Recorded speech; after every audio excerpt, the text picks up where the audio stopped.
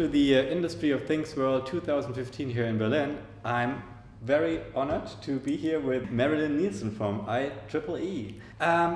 Just get into our questions. How is IEEE involved with the industrial IoT in general, and in which projects in particular? IEEE is the largest technology membership organization in the world. It's got over 400,000 members globally.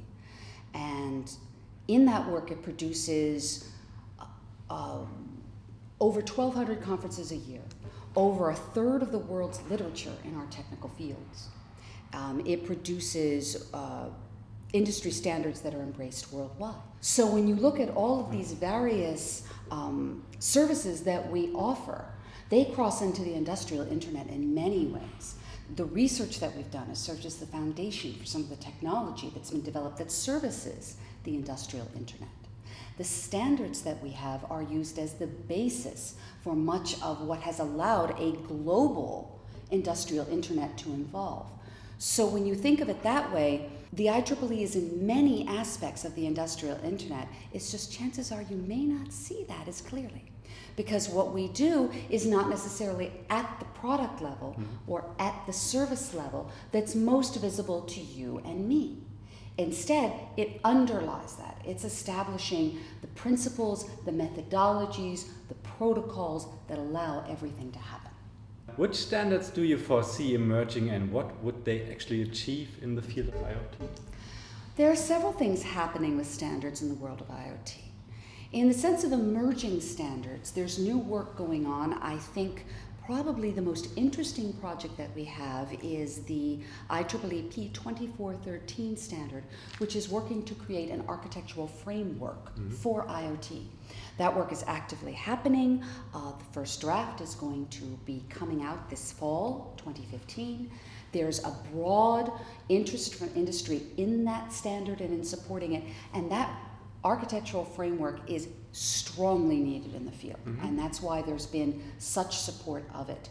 We've produced through our IoT initiative a definitions document to help frame the discussion around just what exactly is IoT, because the challenge, of course, is that IoT is how you perceive it, and it's such a broad-based concept that it really can be seen in many ways. So it's helping to break down the ways you can perceive IoT and use IoT. And that document is freely available through the IEEE right now. In addition, we have a program that's looking at internet policy through our Internet Initiative. That program is supporting the examination of what can be done to help technologists support policymakers and vice versa. And that bridge that we're beginning to form will also help to build this Internet of Things by making the usability of the Internet even broader and better. Which aspects of the Internet of Things are the most challenging? I think there are a number of challenging aspects. Security and privacy, of course, are among them. And I think that's true of almost any technology, IoT or anything. The question of security and the questions of privacy come up immediately. I think another challenge with IoT in particular is simply its vastness. This concept of IoT is so enormous and can be seen in so many ways that if you start building all the extensions that you can into it, it simply becomes everything in ICT. And where do you draw the line to say, wait, when does this simply become how we're using our current policy, our current technology, as versus saying this is IoT, this is a distinct thing that we're framing. And that's the challenge. More and more is being put into this bucket that we call IoT. And that becomes very, very difficult for us to be able to understand. Is this also the major threat to the IoT field, what you just outlined? I think to a degree that's a threat. I think also right now the need for expanding our standards to help address the IoT is paramount. Within the IEEE, we've determined that we have over 150 of our currently existing technical standards that relate to the IoT. Like It's back to our vastness discussion of a moment ago. And we're encouraging those standards groups, those technologists, to revisit those standards and expand them to address the IoT. Not necessarily, oh, let's create another standard, but what can we do to make this already existing, already used standard work for IoT? An example of that would be our 802 standards for wired and wireless communication.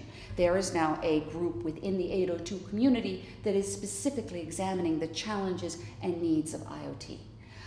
We're producing another standard that's looking at e-waste and what we can do. We have our 1451 series of standards about sensors.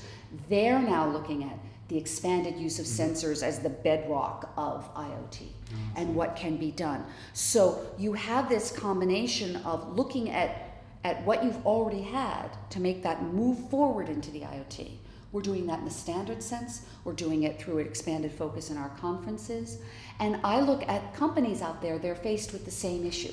It's not necessarily creating something new, but how do you take what you have and transform it to suit the world that will be created through IoT? And I think that's part of our challenge. One last question regarding the Industry of Things world here in Berlin. Any feedback at this point?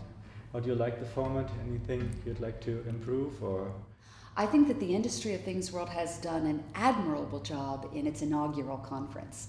I think that it's had a very interesting shape and format. It's got a combination of both more passive and active program elements, and I think that that's been going to be very interesting to see, particularly today where the very active sessions are going to happen. What emerges from that? I think that there's been strong interaction at the event. I think the combination of networking that you're offered, the interactive possibilities, and yet at the same time, those more educational presentations have been extremely interesting. Berlin is a dynamic city to take advantage of and is centrally located for many people to be able to come and participate in the activity, and I think so far it's been a fascinating program. So hopefully we'll see you again. Have a great Indeed. conference. Thanks, you so much.